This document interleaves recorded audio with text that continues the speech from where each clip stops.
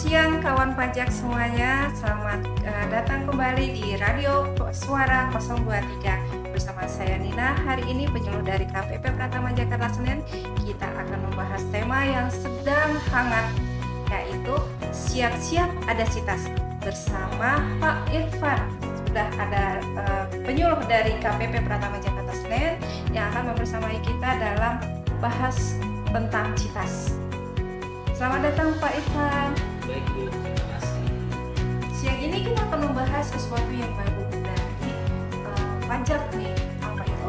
Temanya adalah siap-siap ada citas. Nah, sudah hadir bersama kita siang ini adalah Pak Irfan. Beliau adalah penyuluh di KPP Pratama Jakarta Senen. Boleh diperkenalkan dulu Pak Irfan? Baik Ibu Nina, selamat siang kawan pajak sekalian. Saya Irfan, fungsional penyuluh pajak di KPP Pratama Jakarta Senen. Baik Pak Irfan, selamat datang di Radio Suara 023. Nah, yang lagi rame nih Pak, ada citas. Iya betul, sitas itu. Boleh dijelasin Pak dikit Ya. citas itu apa sih? Jadi sitas itu kalau kepanjangannya Bu, Cortex Administration System, atau yang lebih dikenal di dalam istilah bahasa Indonesia pembaruan sistem inti perpajakan. Jadi sitas ini merupakan semacam perancangan ulang dari sistem perpajakan yang telah ada saat ini. Jadi akan dirancang ulang, berarti semuanya baru gitu Pak? Iya, jadi aplikasi mungkin yang sudah dikenal oleh wajib pajak seperti DJP online atau Direct Pajak itu nanti akan dirombak dan akan dirancang ulang. Oke.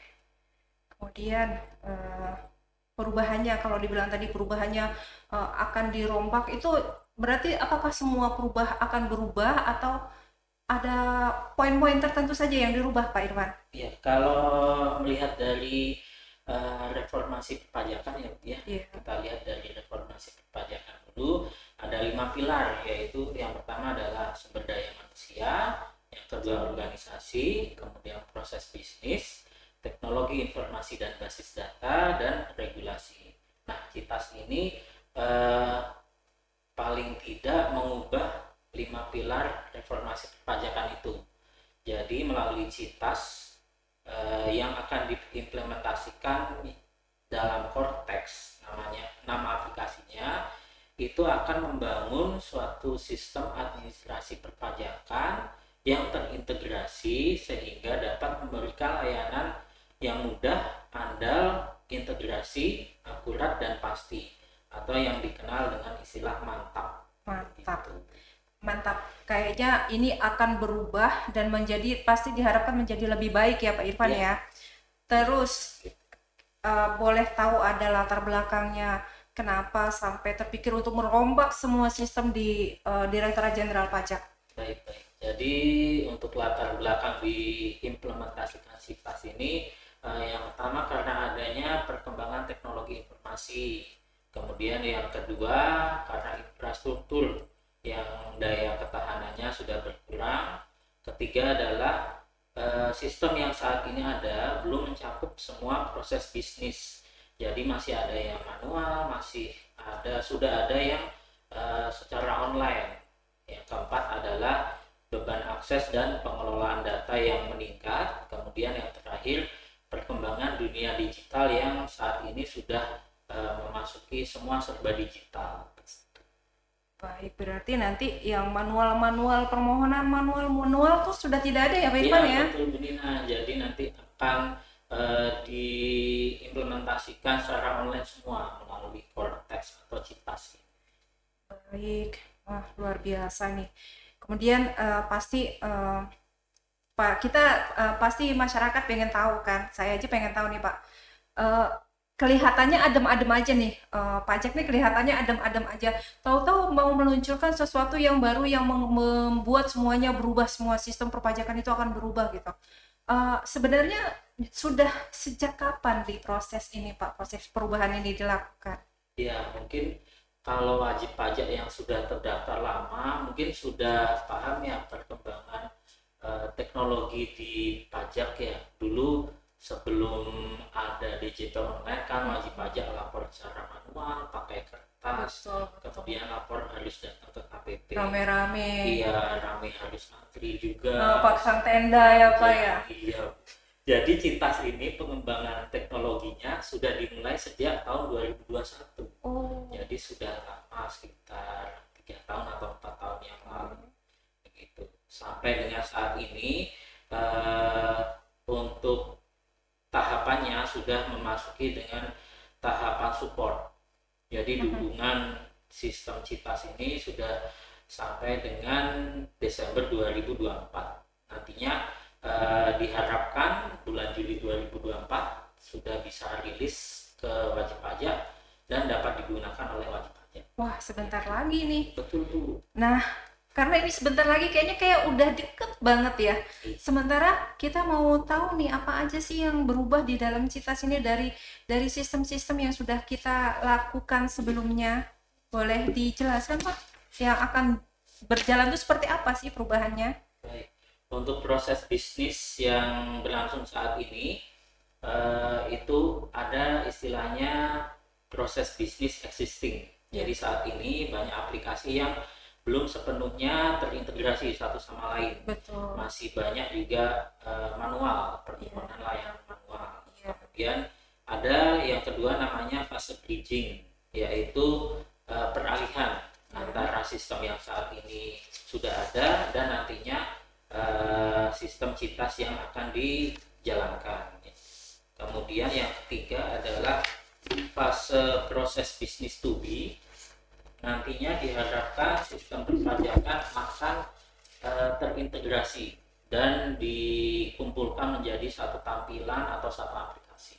Wah, jadi satu aplikasi, tidak seperti sekarang yang kayak kita masuk ke aplikasi e-faktur, kemudian untuk pelaporannya nanti di web faktur, kemudian ambil nomor di Inovas, tidak seperti itu ya Pak ya? Betul. Nanti itu akan menjadi satu dengan tampilan yang samakah atau dengan nanti untuk tampilan secara sistem aplikasinya mungkin sedikit berbeda. Nanti semua aplikasi yang saat ini dikenal wajib pajak itu akan ada dalam satu menu. Satu menu aplikasi. Mantap. Jadi wajib pajak tidak perlu membuka aplikasi e-faktur, web e-faktur, iya betul, online, begitu. Iya, jadi semua kerepotan nanti passwordnya beda lagi, password kesini beda lagi, lupa lagi ya kan. Semoga ini benar-benar bisa segera terrealisasi ya Pak ya. Kemudian pastinya manfaatnya akan dirasakan oleh masyarakat. Nah, secara keinginan DJP, Direktorat Jenderal Pajak, manfaat apa sih yang akan yang diharapkan nanti akan dirasakan oleh masyarakat pengguna? Iya.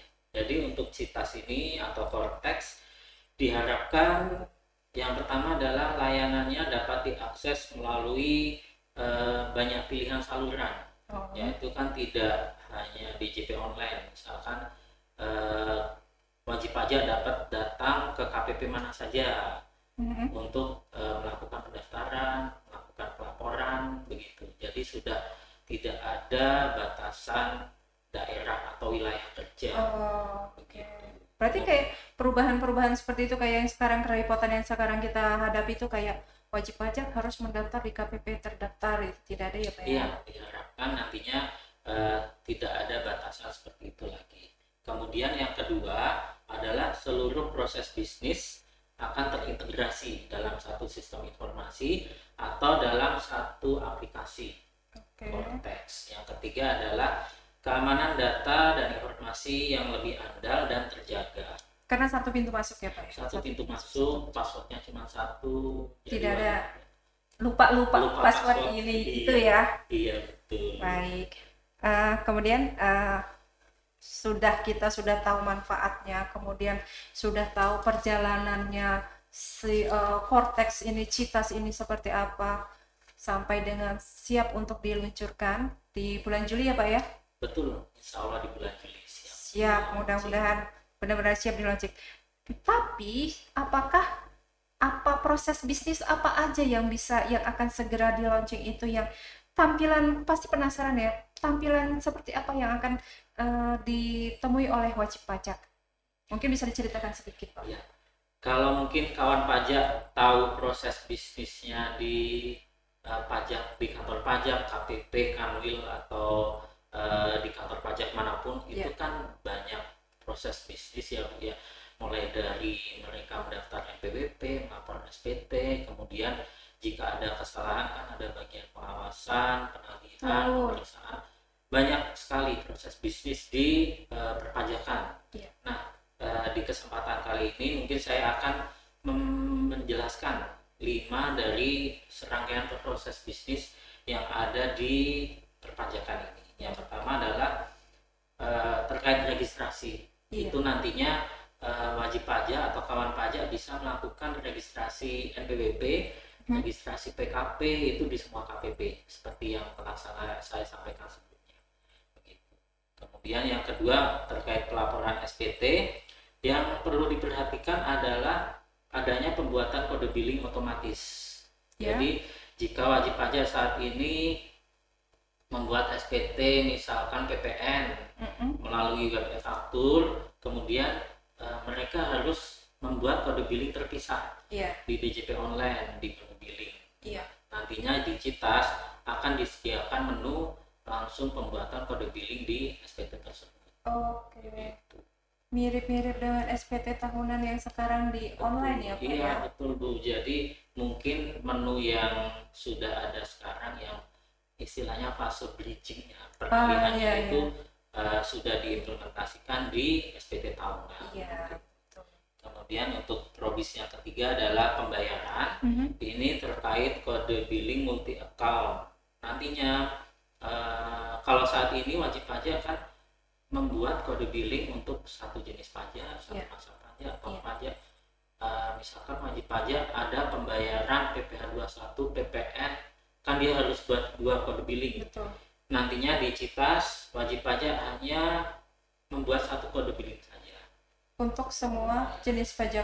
Iya, untuk semua jenis pajak, semua masa pajak gitu. Jadi tidak perlu repot.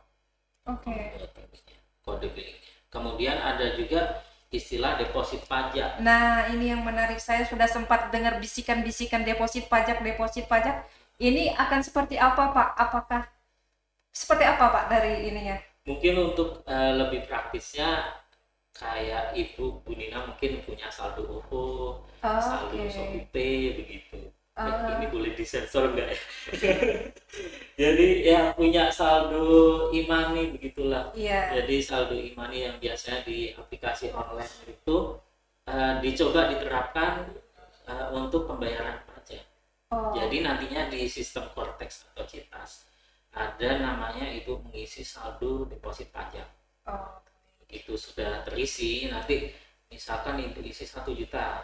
Nah, dari saldo 1 juta itu bisa digunakan untuk pembayaran pajak di bulan-bulan selanjutnya. Misalkan PPh 21. Untuk jenis apa, pajak apapun? Untuk jenis apapun, jenis pajak apapun. Ini jadi satu pertanyaan lagi Pak, ketika kita misalnya ada, ini mungkin melompat ya pertanyaannya ya, kalau dia terjadi kelebihan bayar, itu nanti akan masuk ke akun itu juga? Kalau untuk deposit pajak setahu saya tidak. Jadi untuk pengembalian kelebihan bayar itu tetap masuk ke rekening. Harus ke rekening wajib pajak ya. Prosesnya masih sama dengan yang saat ini, dari kantor pajak mengirimkan kelebihan pajak ke rekening wajib pajak. Begitu. Itu jadi dari satu poin untuk keamanan ya Pak ya, bahwa duit itu benar sampainya ke wajib pajak. Betul. Nanti kalau wajib pajak mau menggunakan kelebihan pembayarannya kemudian ditransfer lagi sebagai deposit pajak, silakan gitu. Nanti melalui prosedur yang ada di sistem Citas nantinya. Jadi tidak semena-mena langsung ditarik semua ke deposit ya Pak ya, tidak, tetap dikembalikan kepada wajib pajak seperti itu. Baik, ini menarik sekali kawan pajak. Masih ada lagi sepertinya. Masih ada Bu, masih dua proses bisnis. Baik, kita lanjutkan. Perlu saya bahas ke kawan pajak. Yang keempat, proses bisnis taxpayer account management. Jadi di sini di menu TAM ini, di menu TAM ini wajib pajak dapat melihat informasi perpajakan misalkan mereka sudah lapor SPT apa saja sih, jadi ada rangkumannya gitu. Kemudian apakah ada utang pajak atau tagihan pajak yang terbit karena mereka terlambat bayar, terlambat lapor. Jadi di menu utama ini akan menyediakan informasi bagi wajib pajak khususnya ya, dan juga bagi petugas pajak juga. Meskipun nanti konteks ini berbeda sistemnya antara yang digunakan wajib pajak dengan petugas pajak. Apakah sama seperti profil wajib pajak versi pajaknya gitu ya, profil di DJP online, tapi ini versi dengan pembayarannya juga seperti itu ya Pak? Kalau dilihat saat ini di DJP online kan hanya mungkin mencantumkan nama, NPWP, kemudian alamat ya, KLU, kemudian daftar keluarga. Nah, di konteks nanti atau CITAS nanti akan terlihat sampai dengan kewajiban perpajakan mereka. Ya, lebih detail ya Pak ya? Lebih detail. Kemudian yang kelima adalah proses bisnis layanan perpajakan. Yang menarik di sini adalah di proses bisnis layanan perpajakan akan dibagi menjadi 3 menu, yaitu yang pertama edukasi, layanan interaktif, dan administratif. Kalau layanan administratif mungkin kan yang seperti layanan PBK. PBK sekarang sudah online, nanti akan dilanjutkan di CITAS.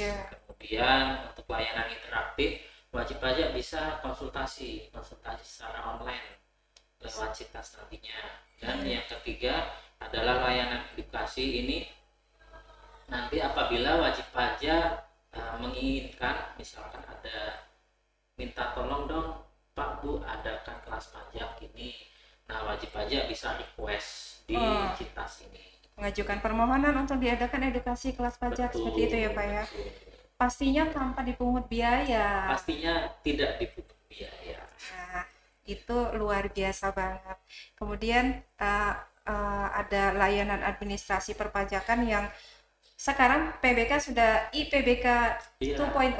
Iya, sebagai awalannya kan IPBK ini. Iya.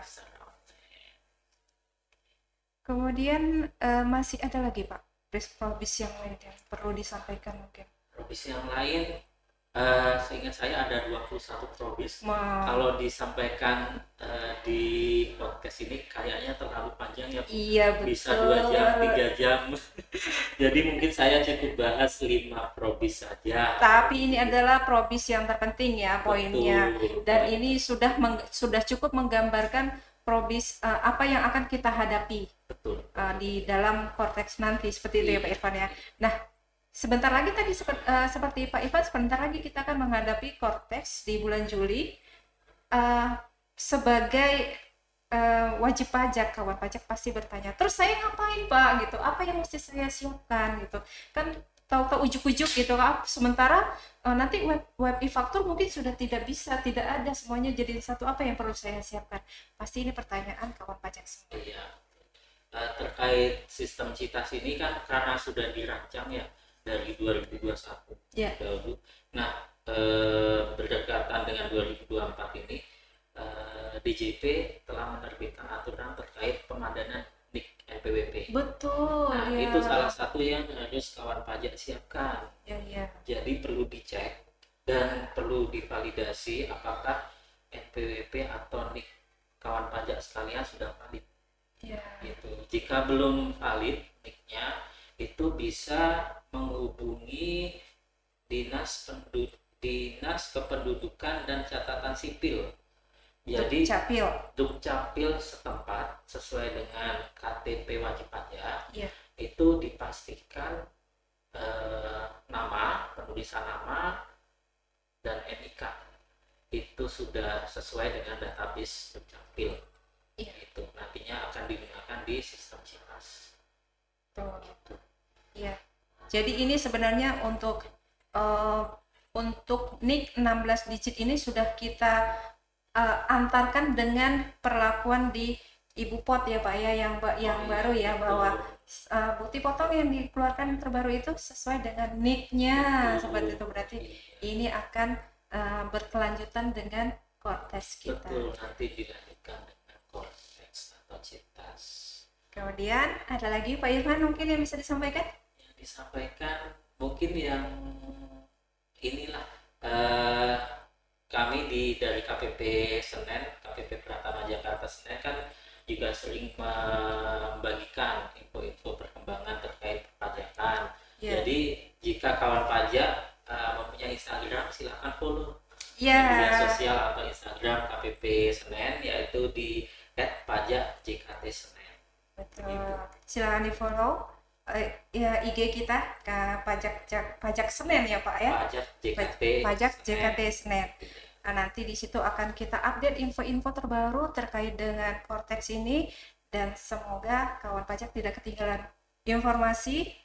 Juga kita ada pemberian informasi melalui WA juga, melalui konsultasi kita punya kelas-kelas pajak yang bisa diikuti. Nanti informasinya akan kita sampaikan juga di sana.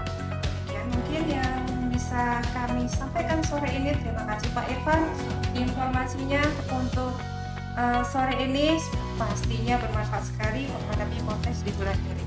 Selamat siang.